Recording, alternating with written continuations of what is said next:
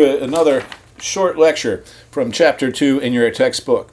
Today I want to talk about some influences on mediated communication. So one of the things that affects how we communicate is gender, right? We know that men and women communicate differently online. So, for example, we know that men tend to use more large words, nouns, and swear words when they communicate online. And they also use more object words, meaning they talk more about things rather than other people. Women, on the other hand, use more personal pronouns, verbs, and hedge phrases than men do.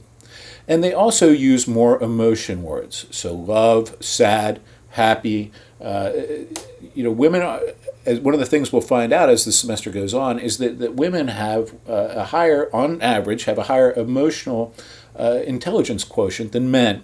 So in other words, they're more attuned to feelings than men are. Now, I know this might sound like a stereotype, but it's really not. It's something that's been verified through extensive social scientific testing and surveying.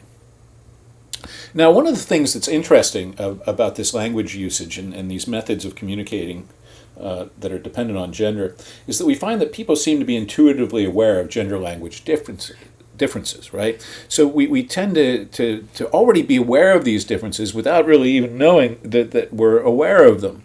So we know, for example, in people who switch their gender identities, if someone switches, for example, or transitions from male to female, when they transition to that female identity, they will then use more personal pronouns, verbs, hedge phrases, and emotion words in their conversation.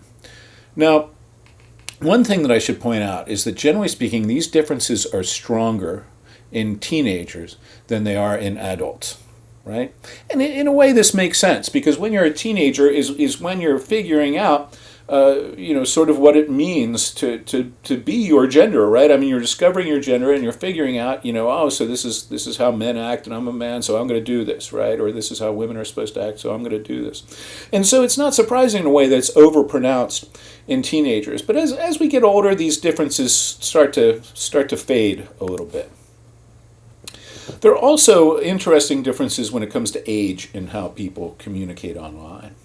For digital natives, which is what we call people like most of you who are millennials or born within the past 20 years or so, let's say, we see that mediated communication really feels natural for many of you. You've grown up with it, it's the way you've communicated, and you're used to it, right? For digital immigrants like myself, people who were born well before the internet, right, we don't feel the same way about digital communication, although we're adjusting more to it now than we had in previous times.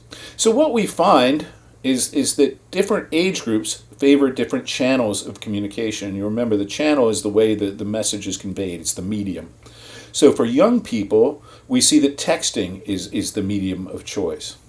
For older people, they call, right? The actual phone call, which I've come to sort of dread nowadays, and email as well, right? So there are substantial differences. It freaks me out when people call me now, for example, when it could have been handled with a text, right? But usually older people will do this sort of thing. We also know that what people talk about, right? Not just how they talk or the mediums that they use, the channels that they use, but we find that the things that they talk about change at different ages as well. So when you're between 12 and 18, you're mostly talking about school when you're online, when you're communicating digitally with others. 19 to 22, most of the conversations focus around college. When you hit your mid-20s, you talk about your jobs, right? Because you're just beginning your careers in many circumstances. And then between 30 and 65, we see the focus shift significantly. In the 30s and 40s, people are talking about their kids. As we get up into the 50s and 60s, we see that they talk about God and country, right? So if you have a grandmother who all she talks about on Facebook is Jesus and how great Donald Trump is, that's not unusual, right? Because these are the kinds of things that people like to talk about when they get into this age group. All right, that's it for today. Super short lecture. Hope you learned something. Thanks for tuning in.